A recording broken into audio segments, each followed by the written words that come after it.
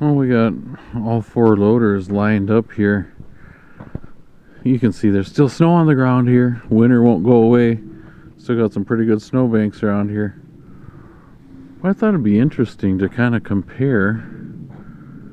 Let's see how the different things.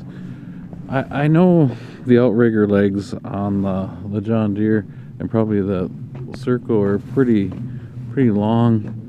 Let's see. Looks like the back of the loader frame is pretty well lined up.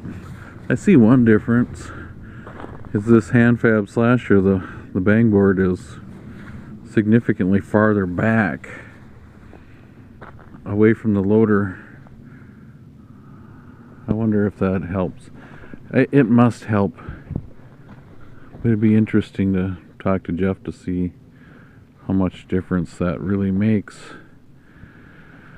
Nortrex was here and put a water pump in this. It was leaking on very cold days, so they did that, and I think they did a service on it as part of the buying it.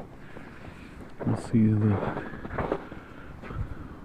looks like the steer axle is quite a bit farther forward. I guess that would increase the steering radius. The Lemco's parked too far forward to really compare. And the 170 Serco over there, that's too bad they weren't all lined up a little better. Be really interesting to see the geometry differences between the loaders.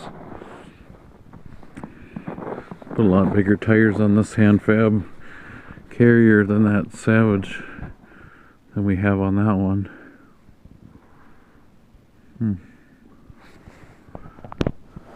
I'm just looking at them trying to figure out the differences. Well, like we have a bang board on that loader for straightening piles or loads, and there isn't one on here. And over on the Lemco we got the dolly for the chipper up on top of that carrier, so that's a little different. And we have a loader truck underneath that 170. So each one's a little bit different, or a little unique.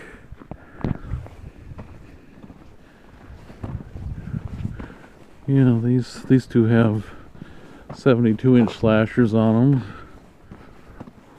Oh, this is a hand fab 72-inch slasher, and I like this. I like how this is V'd, so if you have too much wood in the cradle, it'll kind of push the trees apart, so you can saw through them better, as compared to the Lemco slasher. It's got that flat bottom, so it pushes against the trees and doesn't spread them.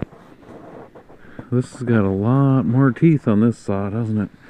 I think this is like an 80 tooth. Does that make sense? I know it used to have an 80 tooth. It looks like it still is. I thought we went to a 50 tooth. Must be wrong. That one's got less teeth. I should have got my ducks in a row before I started filming. And this is a 60-inch Zero. Hand fab is the new Zero, I believe.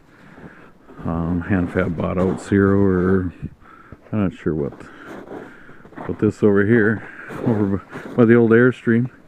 This is the 72-inch Lemco slasher that used to be behind the Lemco loader, but when we were, shoot, I just noticed looks like a little bit of oil under there. That's not good.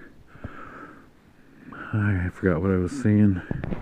Oh, this Lemco loader, we use it for chipping, so the slasher's just in the way, so we took it off. Here's my chip bucket.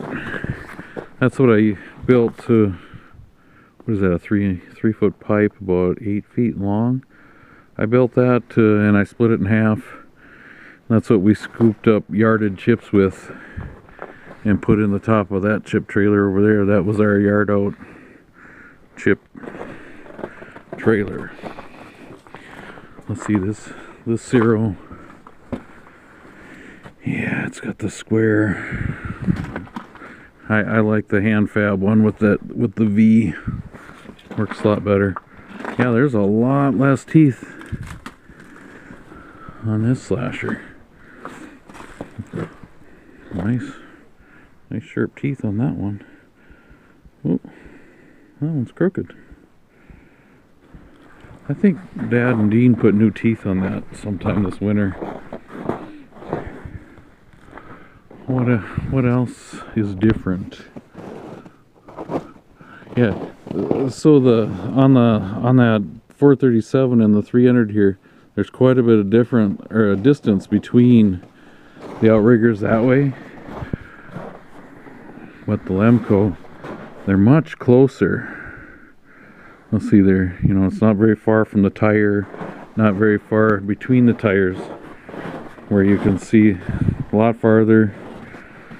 I don't know, these are more stable.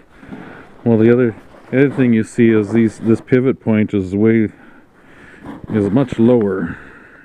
It's about the middle of the tire, where on the Lemco they're way up. It's got shorter legs, so when those legs go down, you know, the foot is touching right there. So it's a lot smaller footprint on that. That 170 has got nice low. That one's probably more stable than this one. This one's probably the worst, but these two over here are much more stable. Yeah, I guess I'm just making a video. I don't really have a purpose. I should get home. It's 8 o'clock at night. I went snowmobiling with my parents today. That was awesome. We got